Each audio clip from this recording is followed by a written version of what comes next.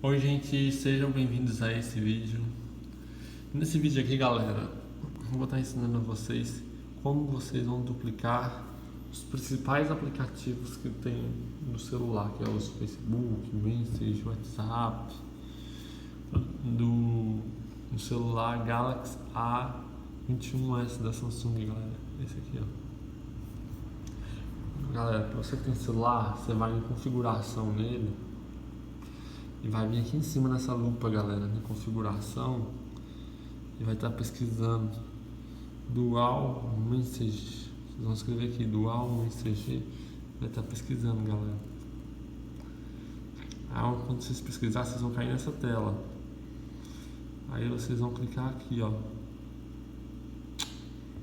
Não, aqui não, galera. Perdão. Vocês vão clicar aqui, ó, Dual Message. Clicou aqui, ó, vocês descem aqui embaixo, ó. Vai clicar aqui embaixo, ó. Dual Message. Aí depois que você clicou aqui, galera, você vai escolher qual desses aplicativos tem como você duplicar esses 4 aplicativos aqui, que já vem de fábrica, galera. Que é o WhatsApp, o Snapchat, Facebook e o Message.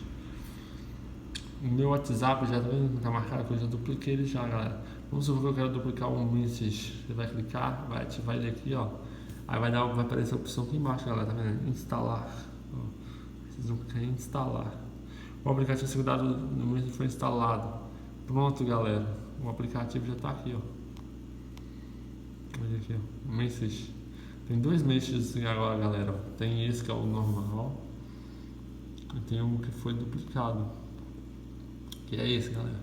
Vocês podem ver que o duplicado ele fica com esse ícone laranjinha aqui, galera, porque ele é duplicado, né? É o segundo, ó. Vocês veem que funciona, galera. Aí, ó, só você entrar com o dado de vocês agora, galera, e colocando aí. Eu não vou estar mostrando, mas só vocês entrar com os dados do seu Facebook aí. Tá vendo que o WhatsApp foi duplicado? Eu falei que já estava marcado, ó. Tem o ícone também. Esse aqui é o normal, ó. O normal que ele não foi duplicado, tá vendo, galera? E é isso, galera. Esse foi o vídeo, essa dica que eu dei para vocês. Espero que vocês tenham gostado, galera.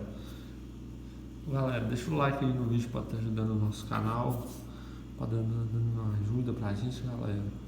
E se inscreve aí no nosso canal para estar ajudando a gente, galera, por favor. Se inscreve aí para ajudar a gente a chegar a 1000 inscritos.